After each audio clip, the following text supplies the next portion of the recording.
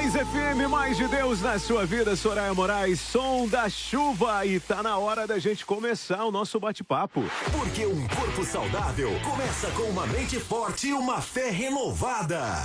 E olha só, hoje aqui no Bate-Papo Esporte Mais, para você na sintonia pela Mais FM, também pelo site maisfm102.9.com.br, no YouTube também acompanhando, a gente vai falar sobre lesões no esporte. Seja no futebol, no vôlei, basquete, corrida de rua, atleta ou não, né? Aquele atleta de fim de semana também tem contusões. Faz parte da nossa rotina, de quem vive o esporte intensamente. E para nos ajudar a entender melhor, né, sobre este assunto, a gente vai conversar com quem entende do assunto. Por exemplo, como a gente pode evitar lesões, evitar traumas que acontecem, como prevenir.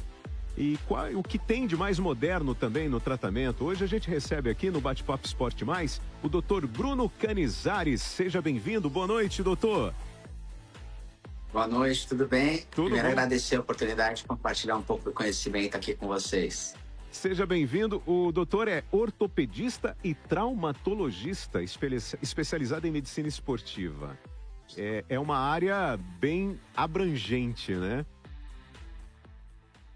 Sim, a gente aborda todos os tipos de lesões relacionadas ao esporte, né? Tanto joelho, ombro, coluna, quadril.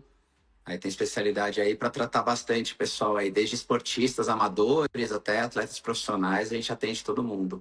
Um atleta profissional, ele é de alto rendimento. A probabilidade dele se contundir é muito grande.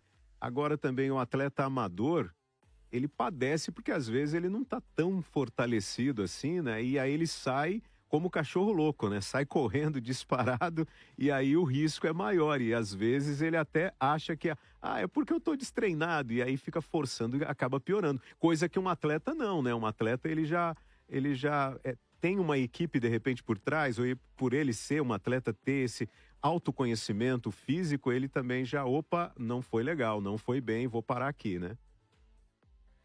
Exato, são causas principais que a gente tem de lesões, tanto quando a gente pega o esportista em geral, que é a grande parte da população, e o atleta profissional. O atleta profissional, ele basicamente tem as lesões por uma altíssima demanda, ele vai sempre levar o corpo próximo do limite, seja com treinamentos intensivos, seja durante partidas, campeonatos, então ele vai sempre chegar o mais perto do limite do próprio corpo.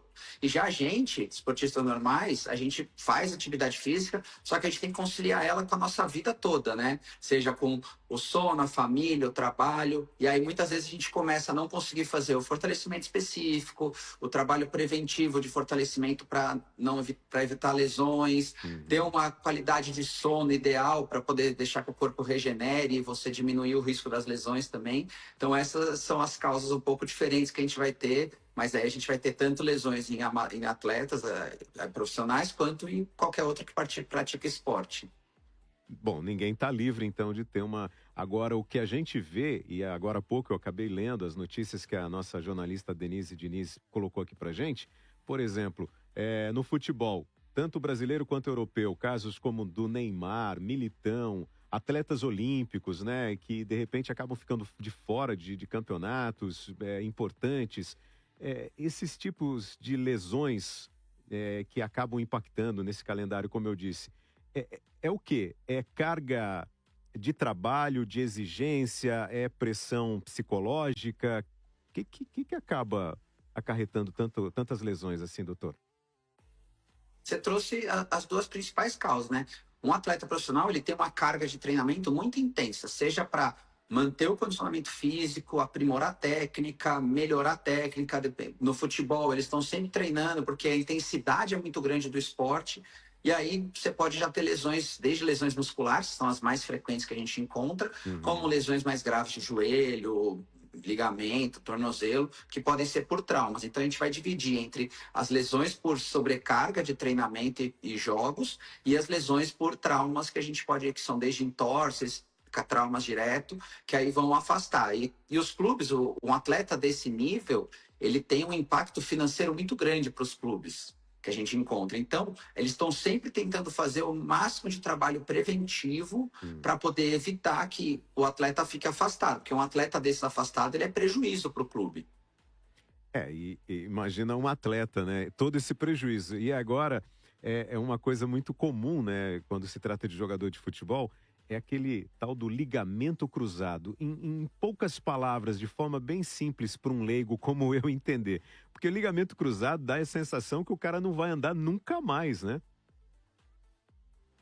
Não, o ligamento cruzado, ele é a principal estrutura que deixa o nosso joelho estável, para poder você fazer movimentos de mudança de direção e rotação. Então, explicando simples, ele é isso. E ele é quando o atleta machuca, ou até a gente mesmo pode machucar, jogando bola ou em algum outro esporte, você rompe esse ligamento, o joelho ele fica instável. Então, o joelho começa a movimentar em direções que ele não deveria. E aí pode acarretar em lesões de outras estruturas importantes do joelho.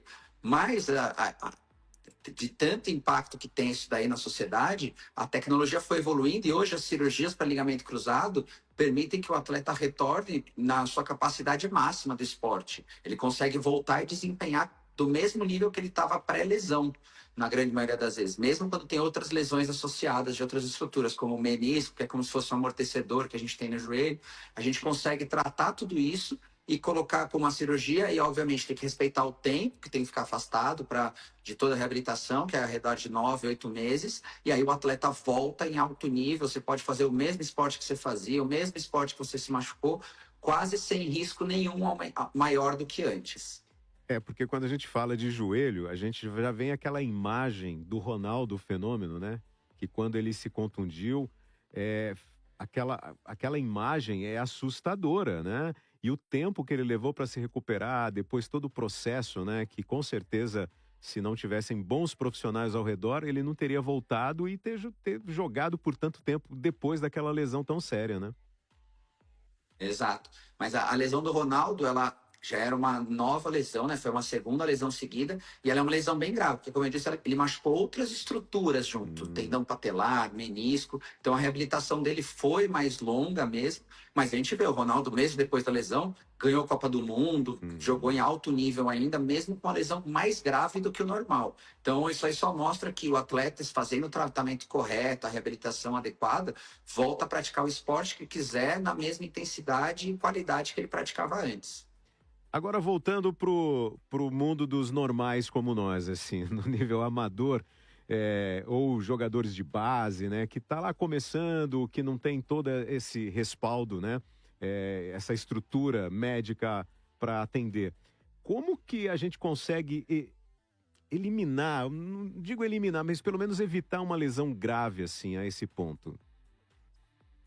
Então, para a gente evitar qualquer tipo de lesão, a gente tem que ter um preparo do nosso corpo para praticar o esporte. Então, por exemplo, quem gosta de jogar bola, por exemplo, seja atleta de várzea, está na base, tem que entender que os esportes, eles precisam estar acompanhados de um fortalecimento específico. Por quê? O músculo ele vai ajudar tanto a absorver impacto, vai ajudar a estabilizar as articulações e dividir a carga que elas recebem, seja numa torção, seja na carga normal de treino. Então, o fortalecimento ele tem que estar sempre incluído. E o fortalecimento é muito difícil, porque quem gosta de jogar bola, quem gosta de correr, nadar, não gosta de fazer um fortalecimento, seja de academia, um fortalecimento funcional direcionado para o esporte. A pessoa geralmente não gosta, só que tem que entender que esse fortalecimento ele vai ser essencial para você praticar o esporte sem aumentar o risco de lesão durante a prática. Então, isso tem que estar sempre tem que ser entendido. E, obviamente, também fazer alongamento para o músculo ter elasticidade, mobilidade necessária, cuidar, e sempre tomar cuidado para manter tudo equilibrado. Entender que, principalmente a gente que não é atleta profissional, você tem que entender que a carga de treinamento ela tem que ser sempre subindo gradual, não pode subir de uma vez, dobrar a intensidade do treino, dobrar o volume de treino que você tem. Então, essas são as principais coisas que a gente tem que fazer para diminuir o risco de lesão. Ter a sensibilidade, então, de entender os seus limites, né? Agora, de toda a sua experiência na sua área, doutor, qual o esporte que costuma frequentar mais a sua clínica, precisar dos seus atendimentos?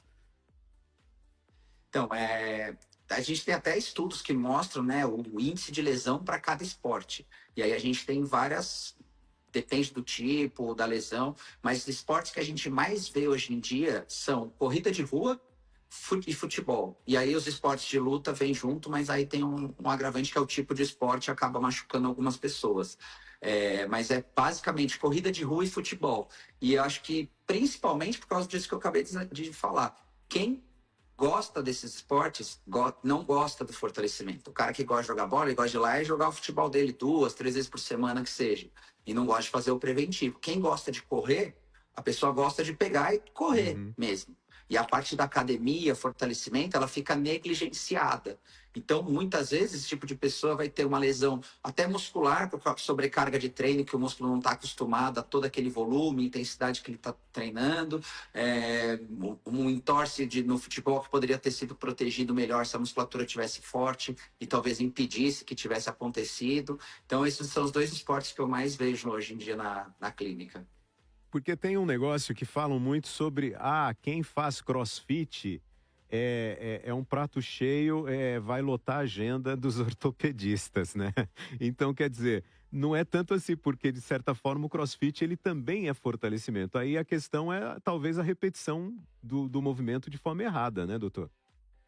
Exato. Inclusive, esse estudo teve até no estudo da Escola Poli de Medicina, lá do Centro de Trauma Esportivo, que comparou o índice de lesões no CrossFit com outros esportes. E aí mostrou que o CrossFit ele está muito abaixo desses esportes, conforme o número de horas praticadas por número de lesões. O que a gente vê muitas vezes no CrossFit, assim, o CrossFit é um esporte extremamente completo, que gera um fortalecimento do corpo, e quando ele é aplicada a metodologia da maneira correta, ele tem um fortalecimento gradual, uma técnica específica, que se você seguindo a técnica acaba não machucando, e muitas vezes aí a pessoa ela consegue prevenir várias lesões e até melhorar alguns problemas que ela tem, porque ela fortalece o corpo globalmente. Porém, quando aí você já começa a fazer o esporte, que o CrossFit tem muito isso, de competições amadoras, né? Então, quando a pessoa começa a aumentar a intensidade para esse tipo de competição amadora, que também divide por categoria, por o mais experiente, aí tem os iniciantes, os intermediários, quem começa a aumentar a intensidade de treino para essas competições, aí eles acabam tendo um índice um pouquinho maior de lesão. Mas já está comprovado que o CrossFit está no mesmo nível de qualquer outro esporte e abaixo de muitos, conforme não por horas praticadas. Entendi. Doutor, e outra coisa também, agora voltando também na questão profissional, né? Um atleta profissional, tem também o mental, né? Porque hoje em dia, todo mundo vive numa base de uma pressão, né? O atleta amador, como o senhor disse agora há pouco, tem a questão de o cara tem que trabalhar, o cara tem que ter uma vida. Aí tem uma explicação, né? Ele tem os afazeres, a correria do dia a dia. E um atleta profissional tem uma pressão psicológica que é exagerado. E agora com esse negócio de rede social, parece que tudo ficou imediato, né? Tudo é para ontem. Exato. A gente vê tanto a questão psicológica, ela está ficando cada vez mais importante, que todos estão dando atenção. Você vê, hoje em dia, qualquer clube profissional de futebol, ele tem um psicólogo que acompanha a equipe, acompanha os jogadores, faz avaliação da equipe toda, faz a avaliação de jogadores individualmente, porque o psicológico ele vai influenciar, já está comprovado isso tudo. Quando você tem alterações psicológicas, seja estresse, um quadro mais depressivo, ansiedade, você aumenta o risco de ter uma lesão, porque o nosso corpo, uma dessas condições, ela não é somente do pensamento, de como você está se sentindo, ela gera diversas implicações no organismo todo, seja de liberação de hormônios, atrapalha o sono, aí você tem menos recuperação, menor regeneração, e aí você vai influenciar muito o risco de você ter uma lesão. Então é extremamente importante ter um acompanhamento psicológico para o atleta profissional, para ele poder desempenhar melhor, tratar a ansiedade muitas vezes e até mesmo diminuir o risco de ter alguma lesão. Doutor, a gente está caminhando para os instantes finais. Qual a mensagem que o doutor deixa e, de repente, também de até sua rede social para quem queira acompanhar, saber ou futuramente, seja amador ou profissional, ter um bate-papo, uma consulta, um acompanhamento numa situação de prevenção, vamos dizer assim, não é nem de lesão, né? De prevenção, porque a gente procurar um médico quando já está todo arrebentado, aí, né, é ruim, mas ter um acompanhamento.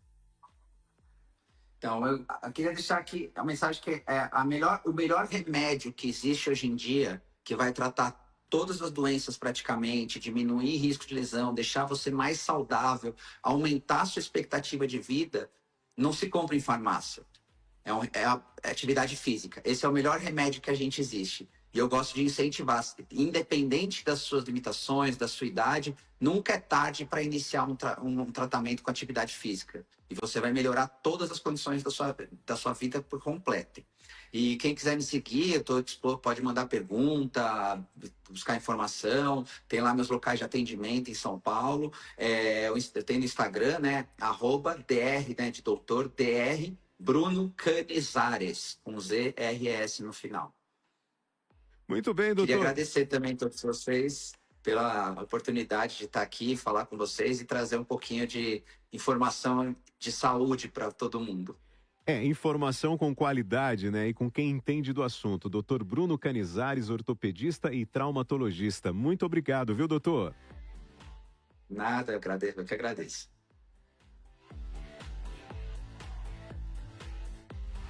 Fim de jogo. Esporte Mais fica por aqui. Até a próxima edição.